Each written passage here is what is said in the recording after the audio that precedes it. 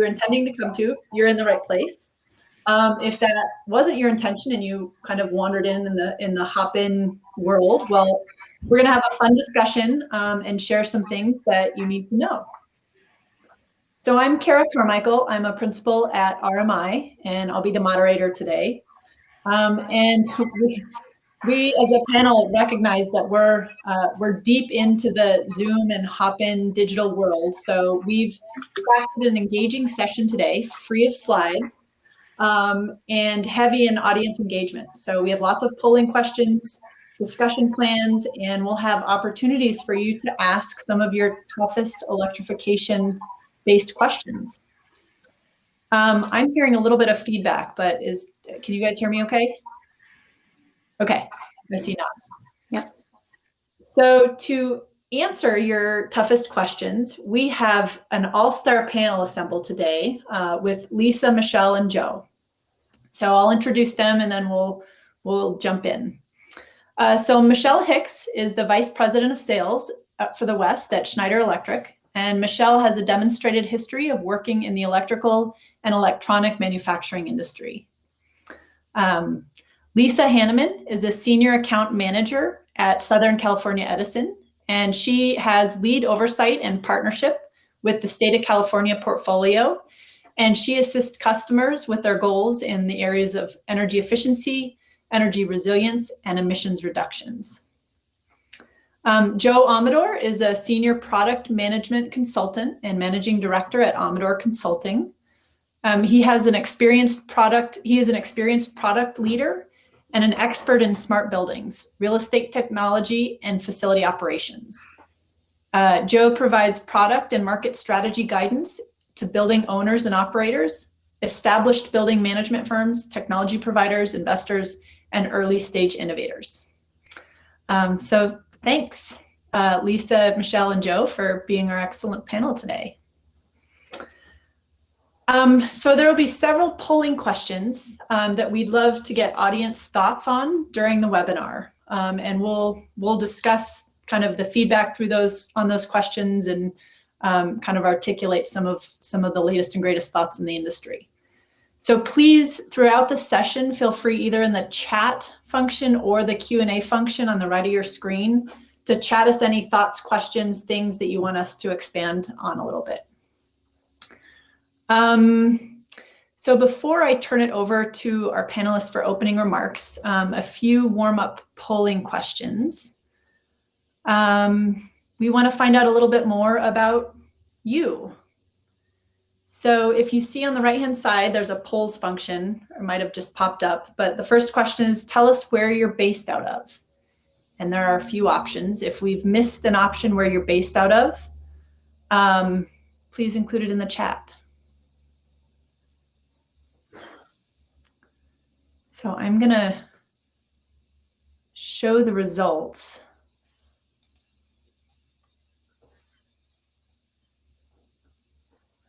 All right, are you guys able to see the results? Joe, you're nodding? We can see them. Okay, great. I, turns out, cannot. Do you want to summarize? Yeah, about almost 40% California, just over 30% Western US, 8% Midwest, 2.8, so almost 3% Southeast, nearly 20% Northeast, and no one outside the US. So everyone is US based. Excellent. Okay, great.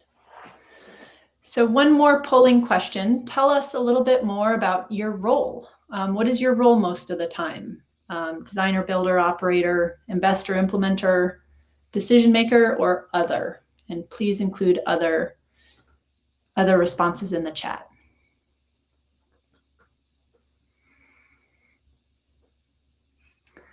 I'm going to go ahead and show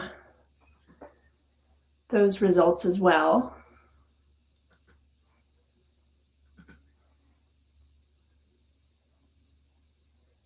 Joe, I might ask you to summarize those as well. Yeah, I had to make a selection to see this one.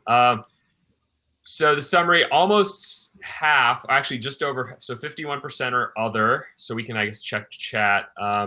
Of the specific responses is about almost 23% implementer, 8.6% investor, 5.7% designer, 2.9% builder, 2.9% operator, and then 5% decision maker. So a lot of implementers and then a lot of others, which I think we probably can all see in the chat. Great. And in the chat, we have educators, local government, folks looking for their next gig, implementers, engineers, CHP manufacturers, developers, climate change activists, advocate, consultants, local government, utility, corporate. So really a pretty broad swath of folks. That's great. Great. Well, I'm so excited that everyone's interested in smart electrification. So maybe with that, we can take a couple minutes of opening remarks from each of the key panelists to talk to why smart electrification is important across the different sectors that we have represented, utilities, products, and industry, and then tell us what trends you're most excited about in the space. So Michele, I'll hand it over to you. Yeah, thanks, Cara. And we're pretty West-centric. It's interesting looking at the results on the poll. So hi, everybody. My name is Michele Hicks. I'm with Schneider Electric. I've been with Schneider about 5 years. And previous to Schneider, I worked for GE and Philips, always in commercial leadership roles in the Western U.S. I'm based also, like a lot of people on the meeting here, in California, out of the Los Angeles area. And, you know, kind of when I think about it, I've been in this industry for over 30 years, and a lot has changed, right, over that time. Clearly, the principles of electricity haven't changed, but you know how we use it, how we interact with it and with each other, profoundly changed, right? And not just continues to evolve, but also just this last year alone, think about the usage and the demand, how crazy it's become, and how we all work so differently. Even, you know, I was looking forward to going to Verge in person, so here we are doing Verge digitally. So, you know, the way we look at it at Schneider, you know, and I think the way probably a lot of us look at it is with the increase in digitization and the increase in electrification, these two things, you know, what is it, something like 10 times more connected devices than people, and the proliferation of big data usage and investments in AI and all of the just kind of the continuing of that technology combined with the demand for electricity and clean electricity, twice the usage we're going to need by 2050. I mean, these two things coming together, how do we harness these technologies to, more importantly, solve for problems that we're facing right now, right? Some of the problems including clearly CO2 emissions, right? If we look at just that piece of it and knowing that about 40% of emissions come from buildings, how do we get better at that? I mean, I talk about being in this industry a long time. Back when I would interact with people like Joe or Lisa on the utility side or consultants saying, hey, you replace a widget with a widget, and that's how you become more efficient, right? And that's changed. Now it's how we use it and how we interact. So when I look at things like the driving efficiency, and we spend about 90% of our time indoors, how do we improve that for people? And really we need to look at a people-centric view. How do we improve patient outcome in hospitals? How do we improve tenant happiness in buildings, productivity? These things are clearly important, let alone the safety and well-being of people. You know, you look at indoor air quality and things that have always been important, but now are paramount to how we work and interact with each other. And these are just some of the things when I think about the people-centric piece of it, the efficiency piece of it, the sustainability piece of it, and kind of looping through all that is resilience. When those of us in the Western US are highly impacted by things like wildfires and other disasters that impact us globally, right? So how do we become even a safe haven for your community and buildings? And digitization and electrification are gonna help us solve those problems.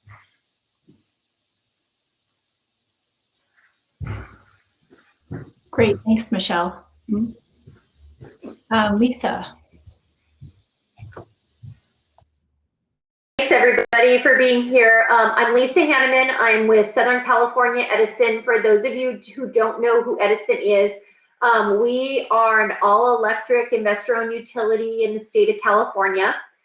And it's very interesting as, you know, we talk through kind of where building stock is going and where customers are going in the energy space. And as we look at electrification, you know, one of the key things about that is how does it interact with the electrical grid? You know, what are the impacts around the decisions customers are making around all electric buildings? And so Southern California Edison put together a pathway called the Pathway 2045. And really what it is it's looking at how are we going to achieve carbon neutrality in the state of California? How are we going to decarbonize? And there's three key elements that kind of get you there. It's obviously electricity. And what does that mean when you look at grids, when you look at resiliency, when you look at where is electricity going in the state of California? It's transportation. And then the big piece of it is building electrification. What's going on within our building stock? How are we electrifying that? And how are we utilizing low carbon fuels as customers are making decisions? And, you know, as we look forward to 2045 and 2050 in the state of California, some of the key pieces to electrification is, you know, we're talking about transforming 70% of our building stock to electrification in various components within that. And some of the things that customers are looking at is how they utilize these buildings. They're almost, you know, we talked about in the past, you know, smart grids. Now we're talking about smart buildings. And customer spaces and smart buildings are now becoming an extension of the grid. So now customers are taking their spaces and the things that they're doing, there's synergies in, you know, how we look at the grid, how we utilize the grid, and then how customers are utilizing their spaces and the various ways in which they control, in various ways that they complement that with distributed energy resources, all encompassing, you know, kind of like Michele talked about, it's really how controls play such a key role in that, and how we manage those buildings plays such a key role in what the future of electricity looks like, all encompassing. Yeah, to add to that, I think when I look at the electrification landscape, I would first step back and just look at the adoption of smart systems in buildings. And what we have seen is that it's been somewhat slow, or at least slower than predicted. And I think part of that is because in many cases, the systems that need to be upgraded are usually long-standing systems. HVAC systems in large buildings typically can last a couple decades. Obviously, you have to do maintenance along the way, and there are ways to upgrade incrementally. But it's hard to convince somebody to rip out their building automation system simply to satisfy, you know, an incremental gain in terms of sensor deployment, smart, you know, a smart system. What's more likely is you upgrade on top of what's already there. The costs just work better. So you've had this challenge of adoption. And I think when we look at electrification, in some ways that may drive something of that adoption cycle that's not just at the top. There's certainly very effective solutions that are cloud-based, data-driven, which sit on top of a control system in a building. By no means am I saying that those aren't effective, but I also think that if you're upgrading to heat pumps, which is one strategy to electrify a building, that may lead you to then say, oh, we also should deploy we should include a smart sensor deployment here. We should include a variety of kind of future-proofed systems that bring us to more of that smart system. And I'm sure we'll get into some details in the panel. So, you know, there's also this element, and I heard, Michele, you kind of drove to the outcomes. I think that this is a way to achieve some of those outcomes as well. I mean, there's the big outcome. Electrification has huge benefits, but there's also those you know, smaller outcomes. I'm a building operator, for example. I'm just looking to deliver a better experience to my tenants, to my occupants. But I also, of course, want to satisfy some of these broader goals around, you know, climate. And I would also say that when we look, how does this also impact and you know, the electrification landscape? We're looking at a much more flexible grid, and I think smart systems, data-driven systems, really are a requirement to achieve that level of flexibility. So if we have an electrified building, let's say that all the systems in the building have been electrified, without systems, without sensors, really a combination of sensors and systems, there's a lack of flexibility, or there's a lack of opportunity for flexibility that I think will make it more difficult to squeeze out or achieve all of that efficiency and optimization that you want. So electrification to me means that to do that the right way, or to do that most effectively, it really requires the deployment of systems that can monitor current state, maybe build a model for what will happen for the next day, or at least that current day, automatically change set points, tune systems, and then also I think identify in a preventative way, identify potential problems. There's a lot of churn and time spent going to a building, figuring out what's wrong, and then of course addressing it, fixing it. If some of that can be pulled forward, we think this will break tomorrow, next week, next month. We think this is the problem, based on a variety of data that you can pull out. That also obviously supports a lot of the broader goals that we're talking about. That's great. Yeah, thank you for that framing. I think there are several key notes in that really resonated with me, kind of this idea of people-centric design and how can electrification build on and support that. And then, we have this huge bulk of our building stock that we need to transform. How can we do that effectively and quickly? And, that will require kind of well-timed retrofits and building on what's there, and this concept of flexibility, integrating flexibility into our buildings, and the importance of system controls and proactive problem solving in our buildings. I think those are all really key concepts. I want to hear from the audience and see kind of, where are you deploying smart electrification today? Are you thinking about it? Are you testing and piloting? Are you not interested? Like, maybe this is too outlandish of an idea still. Tell us where you're at in this next poll. Let me see here. You guys able to see that poll? I can't unless I answer. And of course, I'm very interested, but I don't see very interested. Oh, I'm for it. I can't answer. Yeah, very interested. That should have been an answer. But also chat us some of your thoughts too, so we can hear kind of some of the logic behind why you chose what you chose. Michele, can I ask you to summarize kind of where results are coming in at? Okay, I think I can only see if I answer. So I'm going to put investigating and see if I can see the, aha. Yeah. So guess what? 63% are also investigating. Yeah. So I feel you out there. Almost 6% saying not interested. One of those was me. I figured that was one that probably wouldn't get a lot of votes, so I could deduct my vote. Smart. Testing and piloting at 13% and actively deploying, good for you, 16%-ish. So right there. So I'd say the majority of the folks are investigating, and it's really what I'm not surprised by that, because I'm encountering a lot of what we call software fatigue out there when I talk to building owners and different groups of people, different segments that we work with, where folks say, hey, I've deployed this, exactly what you're saying earlier, Joe, we've deployed this system. I have this legacy system. I don't know how to tie this in. Is it an open protocol? How do we handle this? I'm not sure how to integrate right now.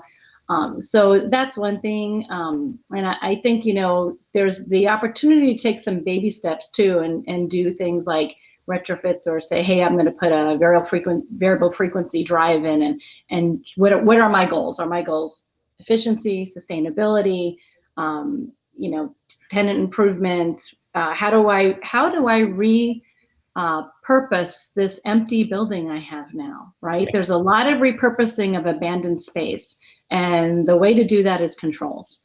So I think people seeking that, I want to say trusted advisor. I know that can be thrown around a little bit, kind of, here and there, very cavalier expression, but who do I trust? And those of us who have been through a lot of the retrofit cycles, also people kind of go into the game and out of the game. So where do I start?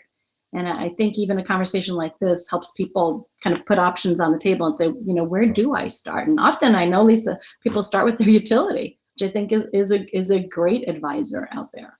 I'm not trying to do a pitch for you, but. Well, I mean, but it's true. I mean, you start to look at some of the struggles that customers have, and the first thing they look at the forefront of everything is funding, right? And we're watching that more than anything right now is just the challenges around funding certain aspects of business. And, you know, energy isn't always at the forefront of that. And so a lot of times they're coming to the utilities to say, you know, do you have rebates? Do you have incentive programs? Do you have something that's going to be able to help me, you know, utilize my building in a different capacity or upgrade my building? And then where do I start and how do I look at this? You know, and it's always, you know, benchmarking and auditing. But then, you know, once you've got there, how do you utilize it? Because you can put in the most robust, you know, control system, but if you don't have folks that know how to utilize it or utilize it in the way that needs to be utilized, it's some of those type of struggles. And so, you know, we really turn to, you know, experts to be able to help support some of those efforts like we're talking about here. I mean, that's a critical piece of it.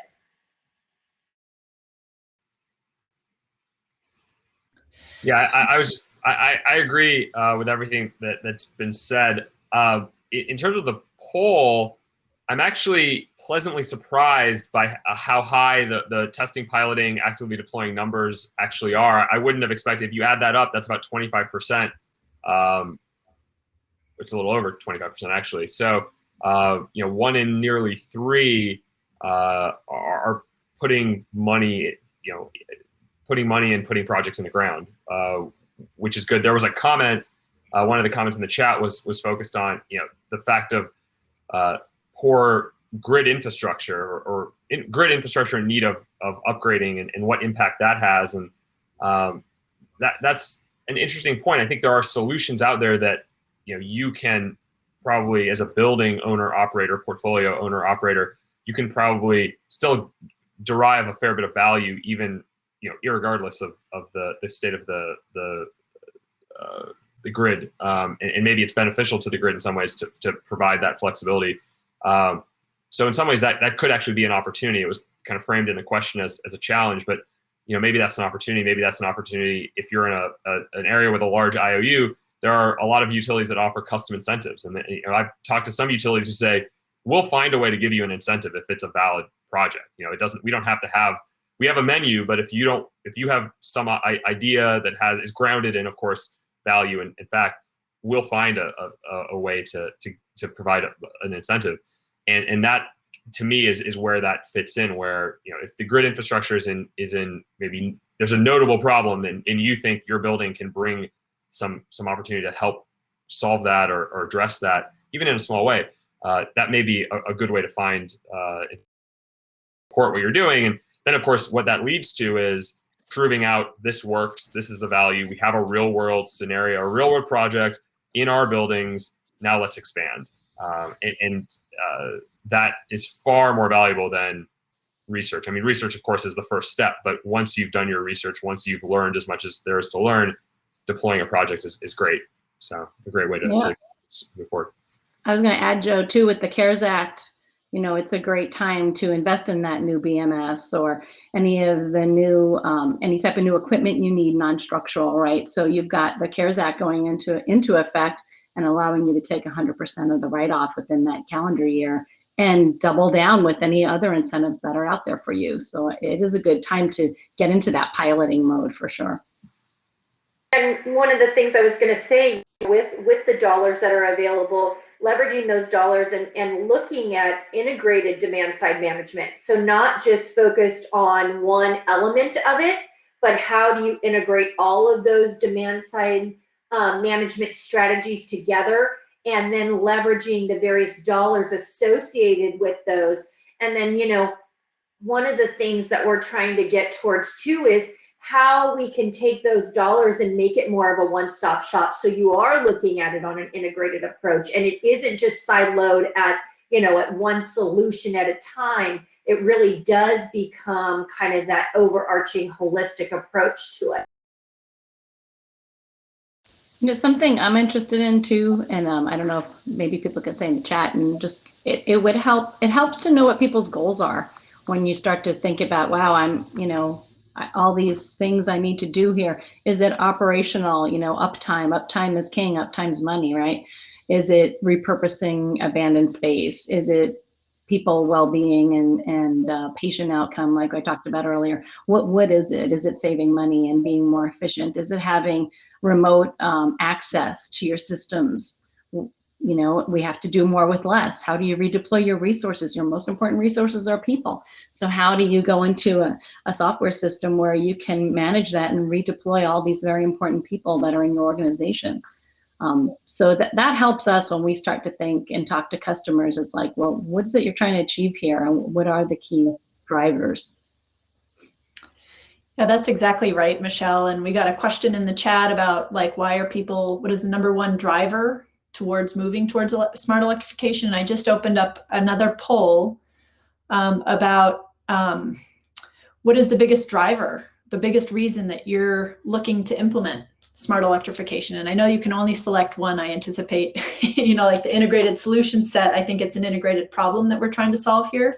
But I think let's hear from people on what would drive you towards smart electrification. And Michelle rattled off several other pieces that would would encourage people to do that. So let's jot those down in the chat if they registered for you. Joe, I think you and I probably both put none of the above. I'm taking your lead on what I hope people don't say. Yeah, I actually don't see the new poll question, at least in my poll window. Oh, here it's at the bottom. Yeah. I had to scroll down. I did other just because I thought maybe that would be the one.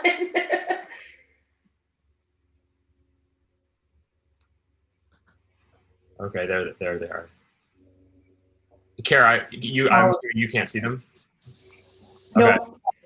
No. So a little over half, actually even more now, because we're still getting some responses, meet sustainability commitments right now, 58%. Reduced cost is second, 12.5%. The next two, other and none, are both at 8.3%. And then extended equipment life, 3.6%. Indoor air quality, 3.6%. So each one vote. Deliver better occupant experience, also one vote. Which I'm actually a little surprised by those responses. Though, of course, this is the biggest reason, not the only. For those that put in sustainability commitments in the chat, could you expand off of, do you have certain policies that you're aligned with, or is that more locally, or is that at the government level? I think, just kind of understanding that would be interesting to know.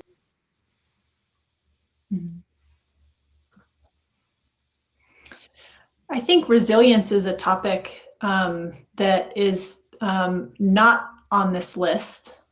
Right. Yeah. That maybe you guys can touch on the linkages. Like how does smart electrification support or not resilience?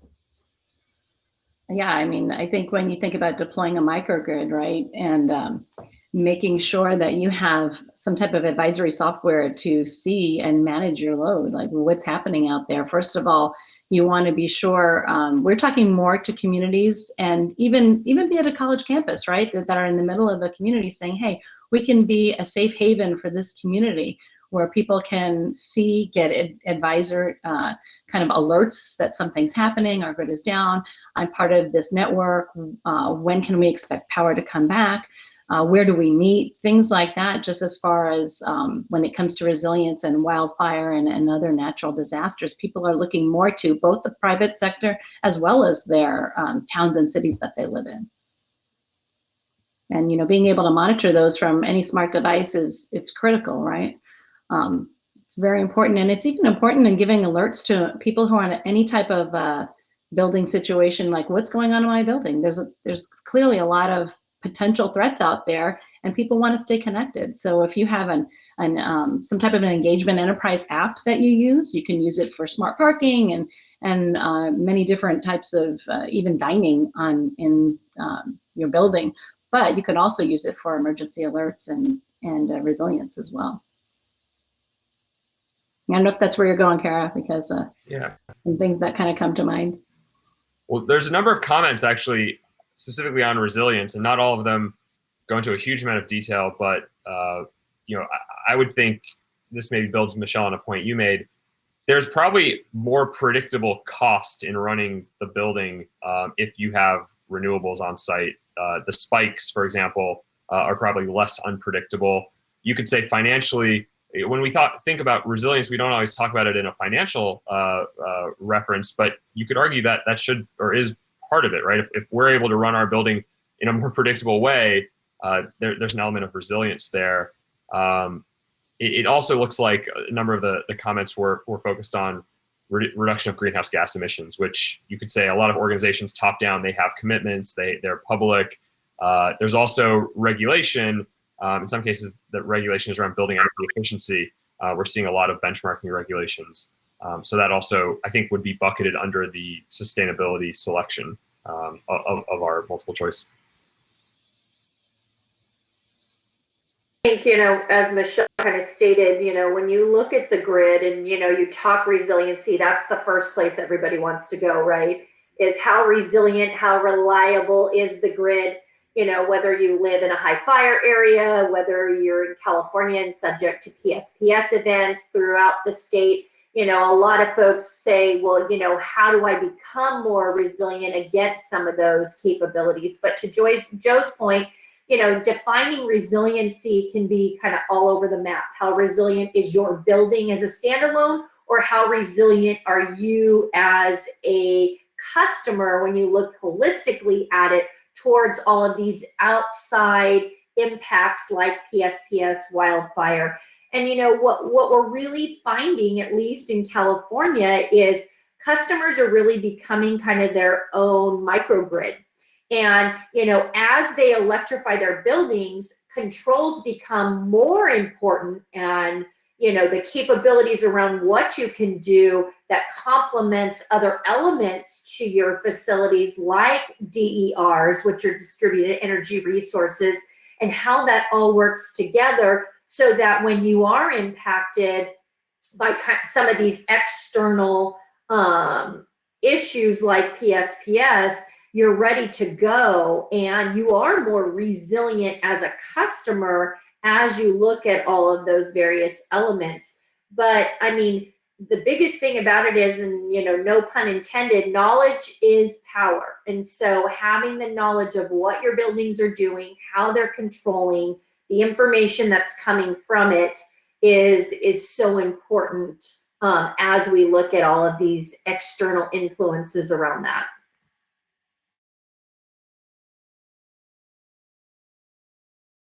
Great points, Lisa, because I do think that there's a real challenge in, as we electrify more buildings, we need to, ensure that the grid can meet those needs. So I want to shift kind of into our last area, which is really the challenges. And we have one more poll for you all, hearing a little bit more about what are the biggest challenges to full deployment of smart electrification in your buildings or your portfolio.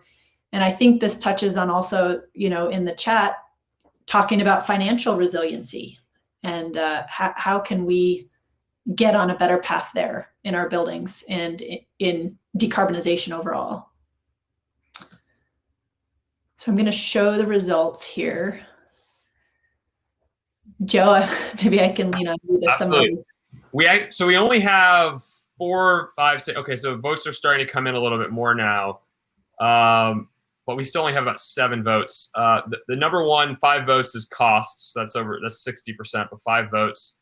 1 vote each for solution identification and integration with existing systems. And then other, I think that was me. Okay, so we're seeing 7 votes for cost. So it seems like the ranking is still cost is number 1. Integration, lack of understanding, both have 4 votes each, so about 20% each, which makes sense. The integration piece, I think, is not only challenging, it's certainly challenging. It's not always fully understood. So there are cases where you get into a project, you've pulled the trigger, you've signed, you've procured, you've secured the budget, you've procured the project, and then you realize, there's all these data integration, systems integration problems. that are more costly than I thought and more time consuming than I thought. But at the same time, it's the point where you can't really back out. I mean, I guess you could, but you've already started, you've already secured the budget. The integration piece continues to be a challenge. What I will, though, say, at least when you're talking about smart building systems, sensors in commercial buildings, it's becoming far more recognized. The more we recognize the integration of systems, there's certainly subject matter experts and companies that are building their products and services around that very problem. That's all good for the industry, I think, because if the options are it's a problem and no one knows about it, you'd rather it to be a problem, but people at least understand it, because then you're on the path to resolving the problem. And cost, I think, it would be what I would expect to be number one. Is smart electrification expensive? Michele, you can start. I think you'd have to look at the total cost of ownership, and I know that sounds like sort of a cliche answer, right? But it can, and it depends, right? It depends on what you're upgrading to. It depends if you're in greenfield or brownfield situation when you're doing a retrofit. However, when you look at the lifespan of you go from the whole design, build, own, operate, and manage cycle, it's not, right? I mean, and there's also a lot of financial incentives we talked about earlier to help offset the cost. And also, of course, it depends on the size and the scope of your project. You could phase it in. Make sure you're talking to somebody who really understands, back to what are your needs, Are you looking to manage your load, right? Or are you looking to say, hey, I need to manage this space based on reduced occupancy or shift occupancy, and really work around your needs. So yes, there's a cost associated with it.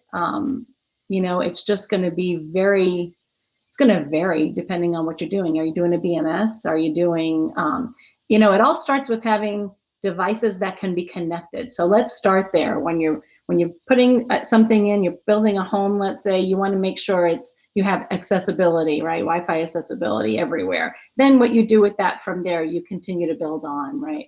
So make sure you're using devices that can be upgraded, and make sure you're constantly doing your due diligence on how things are changing, because the system you have can definitely become outdated, but it doesn't mean it can't be recommissioned, or it doesn't mean it can't be upgraded. And there's a lot of different ways that you can invest in something that's going to be way more sustainable for you. And look for that open protocol provider as well, so you're not locked into a solution that doesn't give you the flexibility we talked about earlier. One thing I will say really quick, Joe, sorry, is, we're doing Southern California Edison is doing a pilot right now with the University of California and California State University systems called the Clean Energy Optimization Pilot. It's a GHG-based program. But one of the things that we're finding is customers are starting to electrify. And the critical thing that they're saying about electrification is that they're seeing a 65% decrease in gas use and only a 10 to 12% increase in electric use. And when, like Michele talks about the total cost of ownership, when you look at that, the reason they're saying that is possible is because when you electrify, it gives you the capabilities and allowing you to control more. When you have the older systems, when you've got, kind of those gas systems, the issue there that we're finding is the control capabilities aren't there. So now you're giving yourself the opportunity to control so much more. So, the first cost, may be a little bit more, but when you start to look at it over time and you look at benchmarks like that with customers that have truly done it, are living it, and have found what the cost associated with it is, and then get supportive incentives on top of that, it really does balance all of that out. Sorry, Joe, I'll give it to you for. No, Lisa, actually, that was a great comment, but it also kind of builds on, or I can build on what you were saying. So it actually works out well. I think one of the challenges, Cara, your question is, are these systems and are these solutions expensive? And I think if you just look at the numbers, they might look to be expensive. I think part of that is because these are line items in budgets that may not historically be there. So you're looking for new dollars, generally speaking, which then big numbers that are new numbers, that tends to look scarier maybe than it is. Also, a lot of it is upfront spend. Not all of it, of course, but there's enough upfront spend that has this ongoing payback. The upfront is a certain cost. The ongoing payback, I think at this point, it's fairly reliable that you'll be able to save energy, save money. But if you don't hit quite those projected or predicted savings, you end up with very certain costs, somewhat uncertain benefits. I also think that historically, I've just seen willingness to pay being somewhat low compared to what you would expect for buying technology solutions. If you just think of this as a part of just broader corporate technology spending or corporate procurement, and that can be, we for every $10 we save of energy, we're willing to pay $1. That seems like a very small willingness to pay. But when I look at some solutions, maybe not full electrification solutions, but just sensors, data solutions in buildings, that is sometimes about where things land or where they seem to land, which is pretty low, but that also can make costs that aren't really as expensive as they should be look more expensive. And then I also just think the cost visibility aspect, there's a lot of uncertainty and not a lot of consistency in what solutions like this cost, mostly because they're new. So different vendors may not know what market prices are. If you think of a market average for a typical building looking for a fairly, if you as a buyer draw out, this is the solution we're looking for, you might find different vendors give you fairly different bids and prices. I think part of that is the newness of the industry, but that can make cost sensitivity more of an issue, because then you're left to wonder, well, why is this expensive and this half is expensive? That's generally just a problem across smart buildings, I think, because it's a new industry. But those are some specifics on cost. And I've seen various numbers on what these costs can be. Generally, they seem to have pretty compelling paybacks, but maybe there's a level of uncertainty and a level of inconsistency that makes it harder to go forward and just trust those numbers, if you will. I'd have to jump in and say, when you think about the outcomes again, if you're talking about increased productivity, having workers that help you drive your revenues, eliminating absenteeism, things like that come from smart systems and making it overall a better environment for workers, better productivity, increasing your uptime, things like that, the payback is tremendous, right, when you start looking at it. Or even with a smart metering, like with power quality, when you're in metering, if you have a situation where you need to know you're doing revenue billing, that's so critical. I've worked with airports that say, hey, because of that type of metering, I'm able to accurately bill my tenants, and we have improved our profitability. We're actually a profitable airport. Whoever heard of that, right? So those type of things really pay off major dividends. So again, kind of getting back to that, listening for what it is you're seeking. Yeah, I think there's a lot of other, you make a great point, Lisa, which I was thinking about as well. There's a lot of metrics that can be used to quantify the value beyond just energy. Energy is generally fairly simple. You have your energy, it's metered, there's a cost associated, but productivity, worker health and wellness, there's a lot of incentives and a lot of benefits. And there's indirectly a lot of research to indicate those might be the streams from a lot of smart sensor deployments. You could argue electrification may bring comfort, even kind of a step change in terms of improvement of comfort. It's just very difficult to quantify those things. And if you can't quantify them, it's very difficult to build a business case around them. I think we'll get there, though. Yeah, well, I want to kind of close this out. We're just about out of time. Fantastic discussion. Thank you, guys. I think two key points that resonated with me particularly strongly: as we electrify our buildings, controls become more essential. And when we electrify, we need efficiency and demand flexibility for not only cost management on the owner side, but also on the grid side. And then the second point is really consider the total cost of ownership, including co-benefits, not just the upfront costs of smart electrification. Lisa, I noticed one more question on the chat for you. Oh, you got it. Thank you. it.